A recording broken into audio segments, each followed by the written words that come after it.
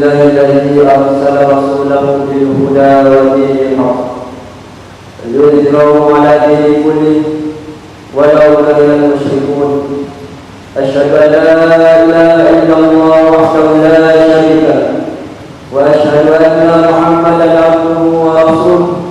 اللهم صل على سيد المرسلين حبيبنا الكريم ورسولنا العظيم وشفيعنا يوم القيامة سيدنا محمد وعلى آله وصحبه أجمعين. أما بعد فيا عباد الله اتقوا الله حق تقاته ولا تموتن إلا وأنتم مسلمون. Saudara kaum muslimin sidang jemaah sekalian, pertama setelah saya berpesan khusus bagi diri saya yang menyampaikan khutbah pada hari ini dan juga pada sidang hadirin sekalian, marilah kita bersama-sama mempertingkatkan takwa kita kepada Allah Subhanahu wa taala, melaksanakan segala perintahnya dan meninggalkan segala larangannya. Bahkan saudara sekalian, adalah jelas bagaimana peringatan berkaitan dengan takwa merupakan antara yaitu rukun khutbah Jumat, dan ini menunjukkan bahawa wajib penting takwa dalam hidup sebagai seorang muslim yang beriman kepada Allah Subhanahu wa taala. Ini kerana manusia tanpa jenis sekalian, kita tidak lari daripada sifat lupa dan lalai. Bahkan ini dijelaskan oleh Allah Subhanahu wa taala tentang kemuliaan ukuran di sisi Allah Subhanahu wa taala adalah takwa. Bagaimana dijelaskan dalam Al-Quran Al-Karim, Allah Taala berfirman, "Inna akramakum indallahi atqakum." Sesungguhnya yang paling mulia dan kalangan kamu di sisi Allah adalah yang paling bertakwa daripada kamu. Bahkan saudara sekalian, takwa merupakan sebaik-baik perkara, dan ini juga dijelaskan oleh Allah Subhanahu wa taala dalam surah Al-Baqarah surah yang kedua dalam Al-Quran. Allah Taala menyebut wa tazawwadu fa inna khairaz zadi taqwa wattaqu ya ulil albab, dan berbekallah kamu, dan sesungguhnya sebaik-baik perkara adalah takwa. Bertakwalah kepada wahai orang-orang yang mempunyai akal pikiran. Dan insyaAllah mudah-mudahan saudara sedang jemaah sekalian, dalam keadaan kita cuba mencapai redha Allah Subhanahu wa taala dalam visi-misi kehidupan kita di dunia yang fana ini. Mudah-mudahan kita berwajib takwa kepada Allah dan seterusnya kita tergolong di kalangan mereka yang berjaya di dunia dan di akhirat. Saudara sedang jemaah sekalian, apa juga profesi kita ataupun keadaan kita pada hari ini, sama ada hari ini kita sebagai seorang pelajar ataupun mahasiswa-mahasiswi, ataupun hari ini kita sebagai seorang pekerja, ataupun mungkin hari ini kita yang boleh dipanggil dibilang sebagai seorang ayah ataupun pakcik, atau mungkin juga hari ini kita boleh dibilang dipanggil dengan adik kerana masih lagi muda remaja. Dan pastinya saudara sekalian, saya yakin dan percaya yang berada di hadapan saya ini, kita semua inginkan semuanya yang terbaik dalam kehidupan kita. Sekiranya sebagai seorang pelajar, kita inginkan sebagai seorang pelajar yang berjaya dan cemerlang dalam akademik kita. Pasti kita berusaha segala macam bagaimana untuk mencapai kejayaan tersebut. Dan sekiranya pada hari ini kita sebagai seorang ahli perniagaan, saya yakin dan percaya pastinya dia memiliki matlamat ataupun mempunyai cita-cita untuk menjadi seorang jutawan ataupun memiliki seorang yang baik dalam perniagaan, dan pastinya dia sanggup menaburkan walaupun terpaksa mengeluarkan wang ringgit sekiranya untuk mengetahui tip-tip untuk mencapai kejayaan dalam perniagaan. Dan begitu juga seandainya pada hari ini kita sebagai seorang ayah, tuan-tuan, pasti kita ingin menjadi seorang ayah yang terbaik kepada anak-anak kita. Dan pasti kita perlu mengorbankan masa kita, korbankan wang ringgit kita untuk keperluan anak-anak dan keluarga kita. Dan di sini beliau ingin mengajak kepada saudara sekalian satu persoalan yang rasanya kita perlu jawab. Hari ini kita semua sebagai hamba Allah Subhanahu Wa Taala, dan saya yakin dan percaya kita mempunyai cita-cita untuk menjadi seorang hamba Allah Subhanahu Wa Taala yang terbaik di sisi Allah. Persoalannya saudara sekalian, sehingga saat ini kita berada di tempat yang mulia ini, kita tanya diri kita, apakah usaha yang kita telah lakukan, usaha yang telah kita laksanakan untuk mencapai menjadi seorang hamba Allah SWT yang terbaik? Sudah berapa banyak kalikah usaha kita saudara sekalian dalam hidup ini, dalam kita menerima nikmat Allah SWT untuk menjadi hamba yang terbaik? Dan saudara sekalian yang dirahmati Allah, pasti kita impikan di akhirat sana kita ingin memasuki syurga Allah Subhanahu Wa Taala yang merupakan nikmat yang paling tinggi. Dan ketahuilah saudara sekalian, memasuki syurga bukan semudah yang kita sangkakan. Perlu di sana amalan kebaikan di sisi Allah Subhanahu Wa Taala. Tidak semudah contohnya kita ingin bercuti, kita booking tempat tinggal kita dengan semudah itu, tidak. Di mana dia memerlukan pengorbanan di sisi Allah Subhanahu Wa Taala. Saudara kaum muslimin sedang dimaksudkan, ketahuilah sesungguhnya Al-Quran Karim kalam Allah, mukjizat agung yang ditinggalkan oleh Rasulullah SAW. Dan saya yakin dan percaya tuan-tuan, di rumah kita memiliki paling kurang pun kita ada satu naskah Al-Quran. Dan juga hadis Rasulullah SAW yang pastinya dua perkara ini, Al-Quran kalam Allah dan sunnah Rasulullah SAW, mengandungi berjuta-juta rahsia, mengandungi tips-tips bagaimana dahulu kita berjaya di dunia dan di akhirat. Tidak salah saya katakan tuan-tuan, Al-Quran itulah, hadis itulah merupakan rujukan motivasi yang terbaik sebagai rujukan kita untuk berjaya di dunia dan di akhirat. Bahkan Rasulullah SAW merupakan motivator yang terbaik yang tiada tandingannya sehingga hari kiamat. Bahkan saudara yang dirahmati Allah, di barat mereka mempunyai pusat pendidikan yang khusus untuk mengkaji rahsia-rahsia Al-Quran. Tujuannya bukan untuk mencari kebenaran, tetapi tujuannya bagaimanakah pada mereka ini untuk melemahkan orang Islam itu sendiri. Tetapi walaupun dalam keadaan mereka untuk mencari kelemahan Islam, tapi dengan hidayah Allah Subhanahu Wa Taala, ada segelintir sebagian daripada mereka dengan izin Allah Subhanahu Wa Taala yang mengenal keesaan Allah Subhanahu Wa Taala. Saudara sedang jemaah yang dirahmati Allah, dan insya-Allah pada hari ini bimbang ingin berkongsi kepada saudara sekalian, yaitu tips ataupun rahsia-rahsia bagaimanakah untuk mencapai kecemerlangan di dunia dan di akhirat. Walaupun sebenarnya tuan-tuan, rahsia ini bukan rahsia lagi, kerana Al-Quran telah turun 1400 tahun yang dahulu. Cuma pada kita hari ini, sama ada kita kaji ataupun tidak, Al-Quran yang telah ditinggalkan oleh Rasulullah SAW. Sebagaimana dalam sabda Rasulullah SAW, dalam satu hadis yang telah diriwayatkan oleh Imam Abu Hurairah radhiyallahu anhu, Rasulullah SAW qala, "Idza mata ibn Adam yanqata 'amaluhu illa bi thalath: shadaqatin jariyah, aw 'ilmin yantafi'u bihi, aw waladin salihin yad'u lahu."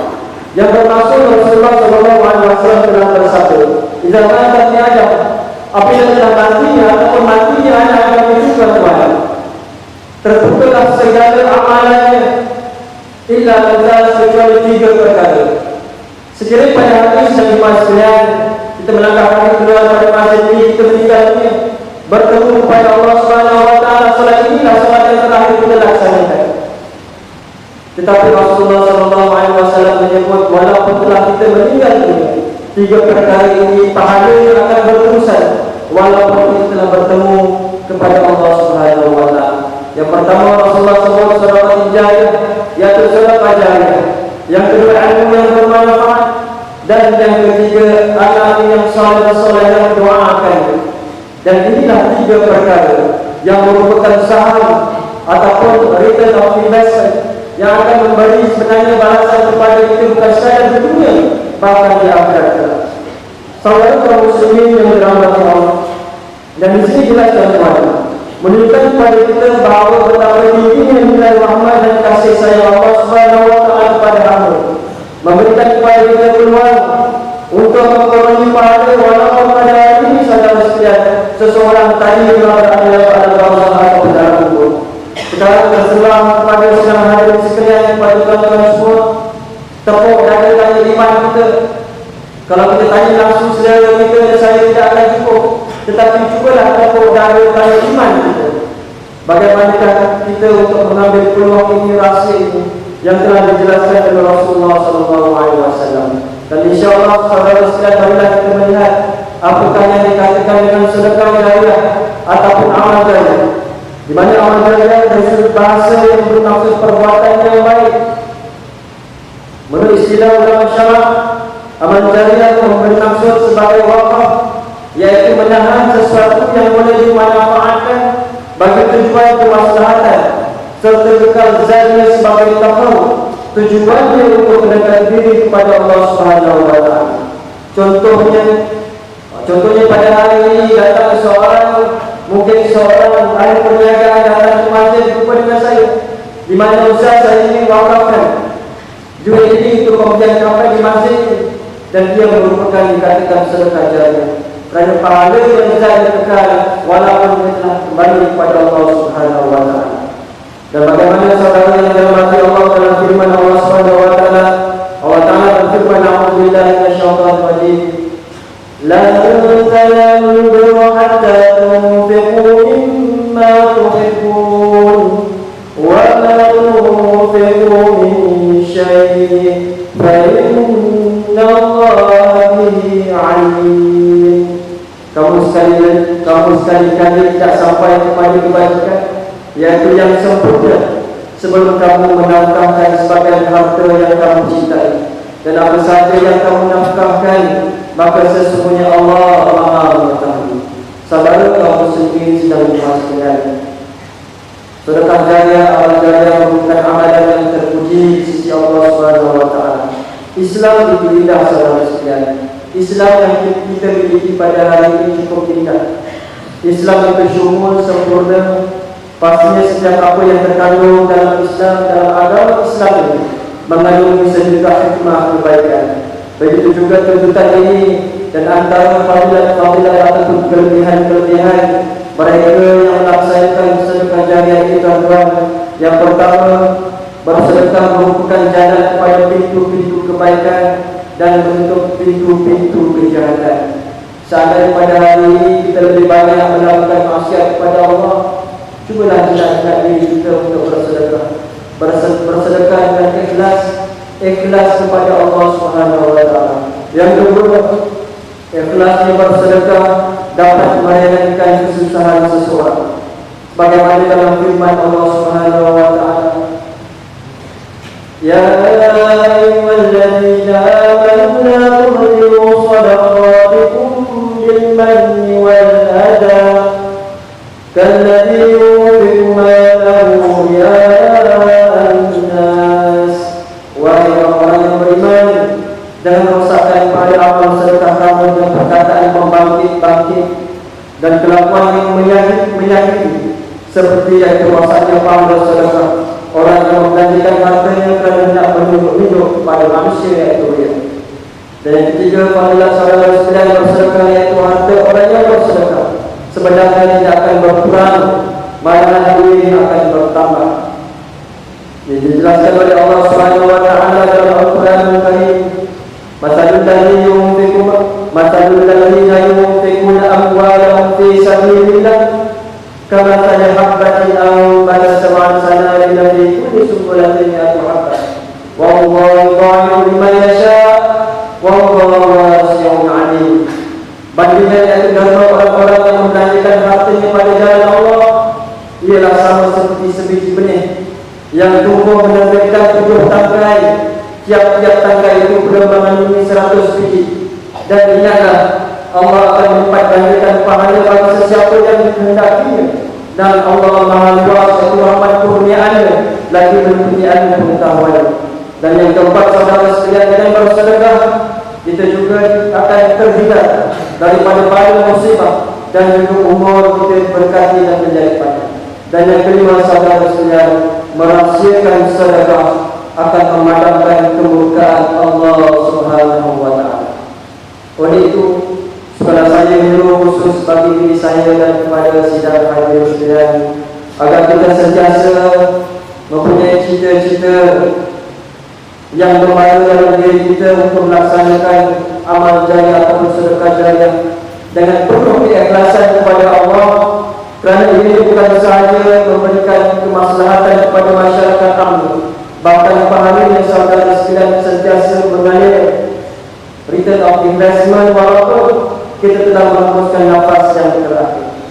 Barakallahu wa lakum fil Qur'anil azim wa nafa'ani wa iyyakum bima fihi minal ayati wal dhikril hakim wa taqabbalani wa minkum tilawatahu wa sallallahu alaihi wa sallam wa lakum wa lisa'il muslimin wal muslimat wal mu'minin wal mu'minat wa sallallahu alaihi wa sallam wa ya rabbana.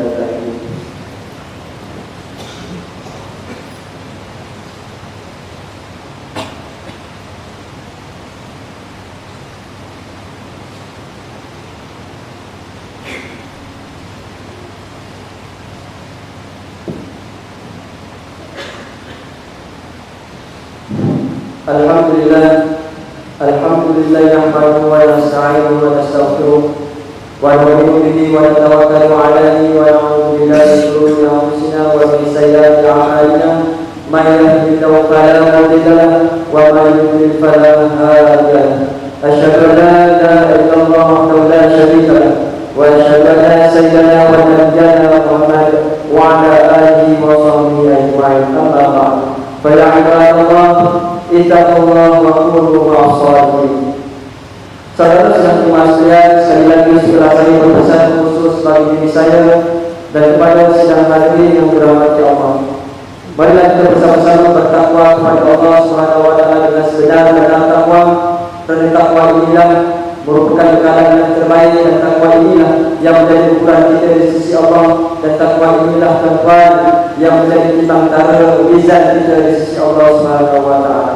Saudara kaum muslimin dan jemaah sekalian, di mana khutbah kita yang pertama tadi adalah jelas bahawa sebenarnya Allah Subhanahu wa taala tidak untung pun dengan sedekah kita.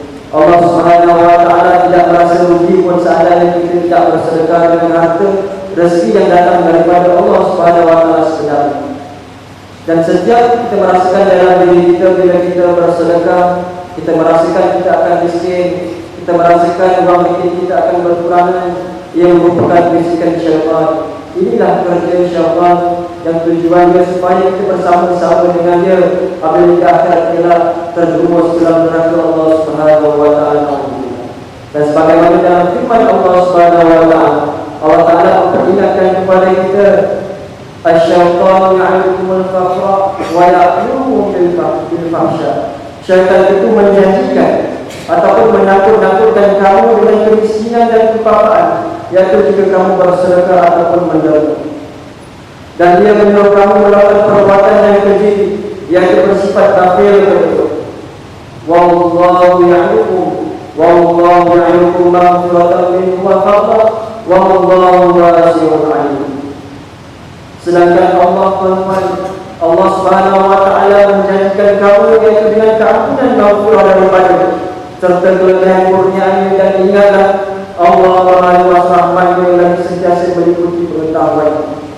Dan bagaimana satu kisah saudara sekalian bagi mengakhiri khutbah kita pada hari ini, bagaimana kisah yang berlaku kepada Sayyidina Ali radhiyallahu anhu.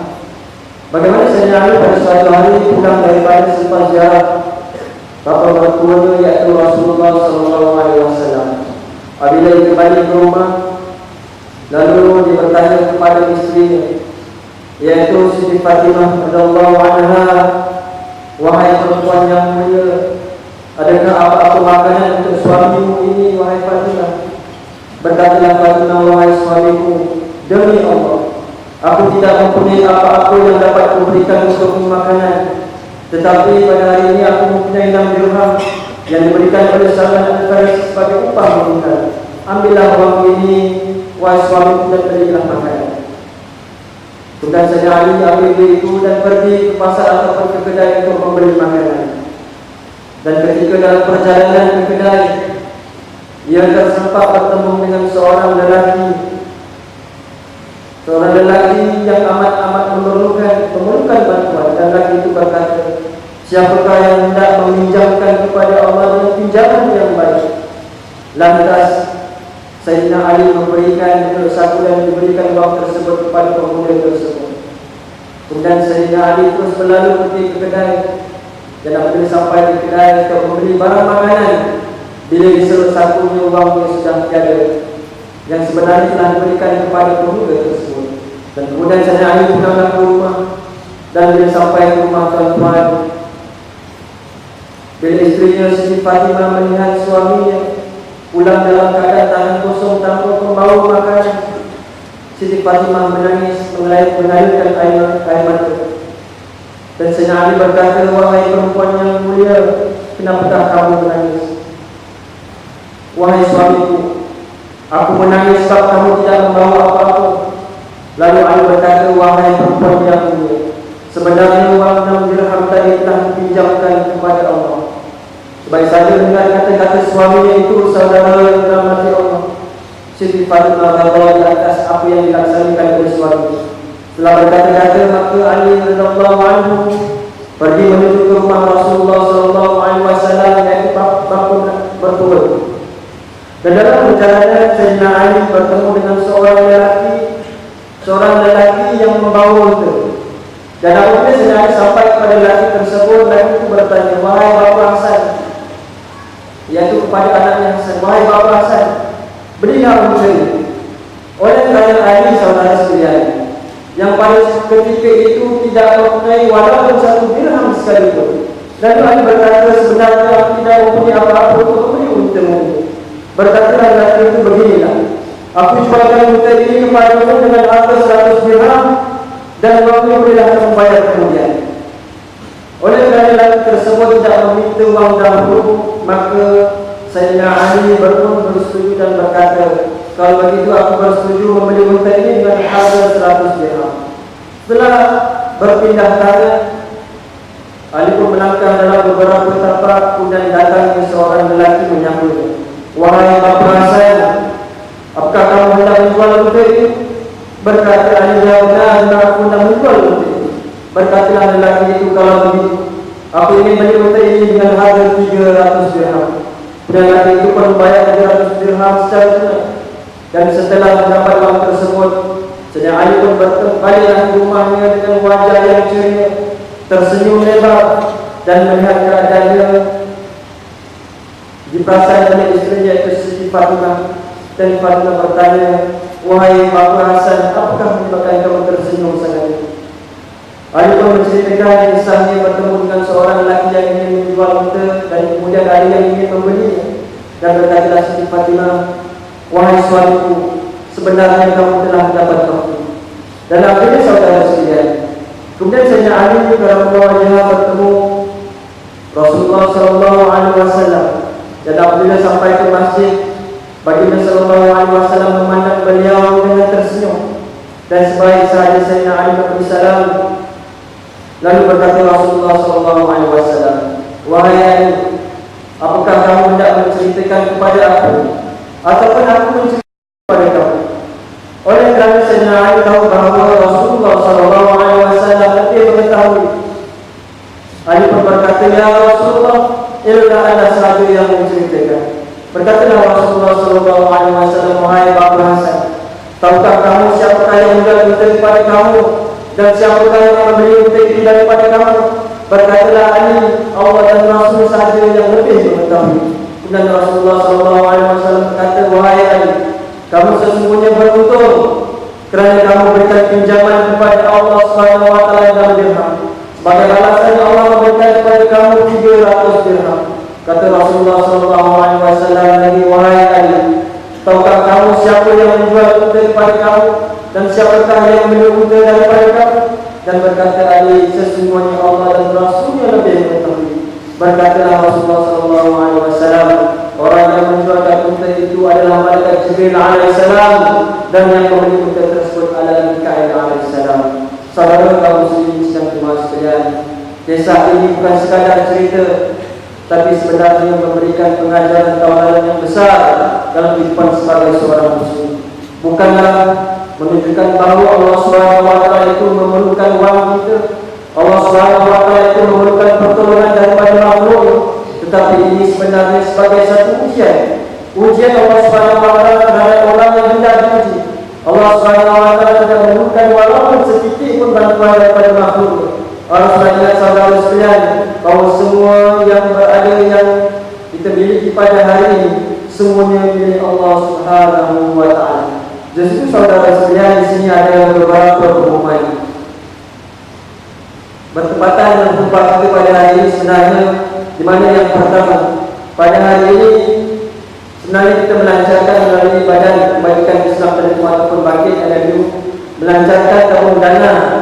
Tabung ini, dana ini tujuannya adalah untuk menambah kebaikan penaikan masjid kita ini, dan masjid ini masjid berkampus iaitu Melaka dan Saiful Hidayah, supaya dengan sumbangan ini tuan-tuan memberikan kepada keselesaan kepada para jamaah untuk beribadah. Kita bayangkanlah di luar sana pada hari itu Jumaat ini, kita lihat adik-adik kita yang berada sampai ke ujung sana, mungkin berpanas dan mungkin berhujan, dan sekiranya dengan sumbangan-sumbangan yang kita infakkan pada hari ini, insyaAllah mudah-mudahan memberikan keselesaan, dan inilah yang dikatakan sedekah jariah. Walaupun mungkin kita telah tiada, walaupun mungkin yang ada anak cucu kita, tetapi insyaAllah mudah-mudahan pahala yang tersebut mengalir kita perolehi di sisi Allah SWT. Dan pasti saudara sekalian, setelah saya bertanya kepada sidang jemaah sekalian, siapakah di antara kita pada hari ini yang boleh mengatakan pasti, kita pasti esok kita masih lagi hidup sahabat?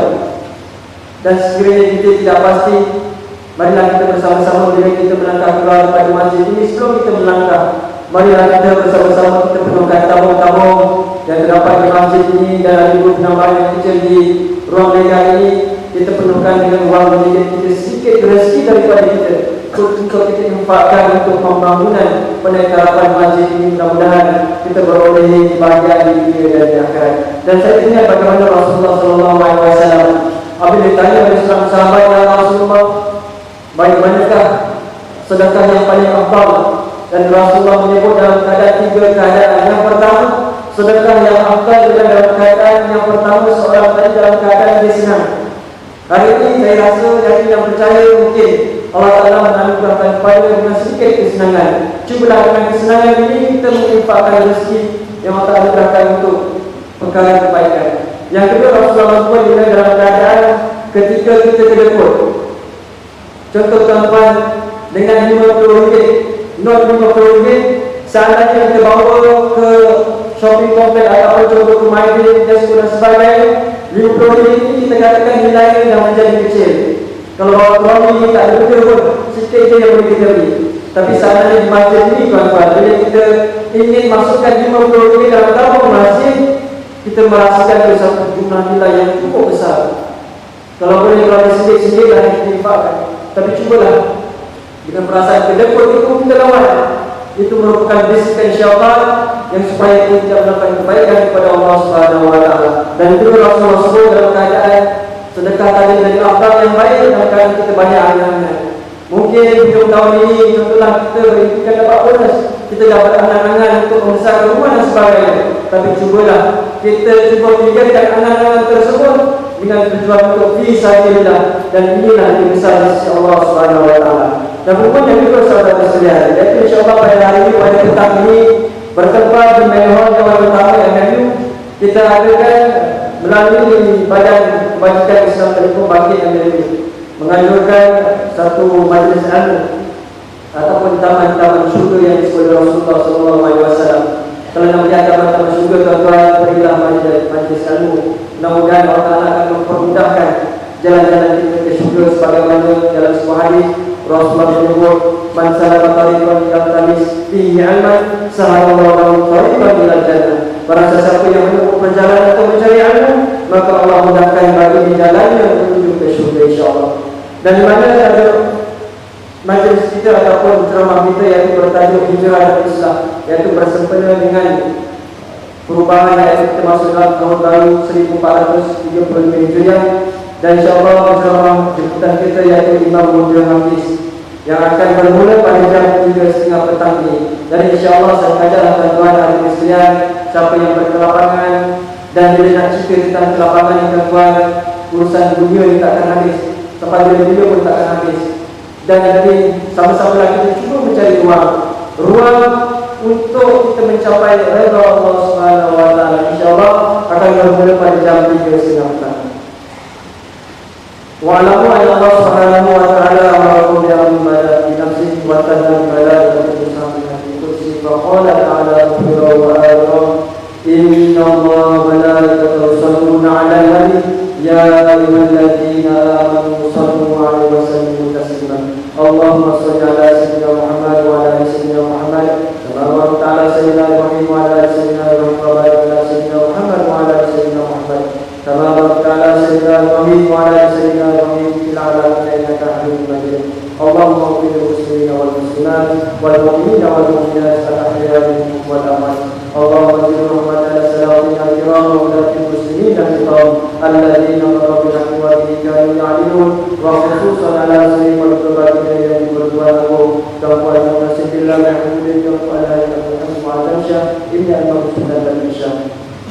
Allahumma ja'alna nasiya wa sallallahu bilal muslimin wa ibadat aminatan mutmainatan rahiyah. Allahumma a'izz al-islam wal muslimin wal mujahidin fi kulli makan. Allahumma salli ala fi kulli makan wa khususan fi Palestin wa khususan fi Suriah fi Myanmar wa fi kulli makan wa zaman wa fa'alhum wal bala wal harba wal ihsan. Allahumma umurana khiyarana wa la tu'murana syurana wa ta'aqqata wa ghadabana wa la tusallit alaina bi dhunubina la yaghfir wa la yarhamna wa habib halana ila ahsani al-ahwal wa farjina lana min al-ahwal wa rahmatika ya arhamar rahimin. Rabbana la tuzigh qulubana ba'da idh hadaytana wa hab lana min ladunka rahmah innaka antal wahhab. Rabbana atina fid dunya hasanah wa fil akhirati hasanah wa qina adzaban nar. Ibadallah, inna Allaha ya'muru bil 'adli wal ihsan wa ita'i dhil qurba wa yanha 'anil fahsya'i wal munkari wal baghi ya'idhukum la'allakum tadhakkarun. Fadhkurullaha yadhkurkum washkuru 'ala ni'matihi wa as'aluhu min fadlihi wa